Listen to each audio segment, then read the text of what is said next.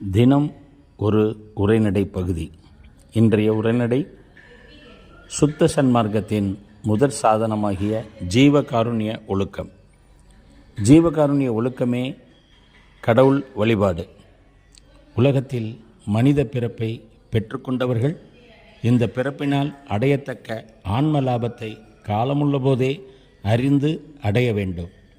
அந்த ஆன்ம லாபம் எது என்று அறிய வேண்டில் எல்லா அண்டங்களையும், எல்லா புவனங்களையும், எல்லா பொருள்களையும், எல்லா ஜீவர்களையும், எல்லா ஒழுக்கங்களையும், எல்லா பயன்களையும் தமது பூரண இயற்கை விளக்கமாகிய அருட்சக்தியால் தோன்றி விளங்கச் செய்கின்ற இயற்கை உண்மை வடிவினராகிய கடவுளின் பூரண இயற்கை இன்பத்தை பெற்று எக்காலத்தும் எவ்விடத்தும் எவ்விதத்தும் எவ்வளவும் தடைபடாமல் வாழ்கின்ற ஒப்பற்ற பெரிய வாழ்வே இந்த மனித பிறப்பு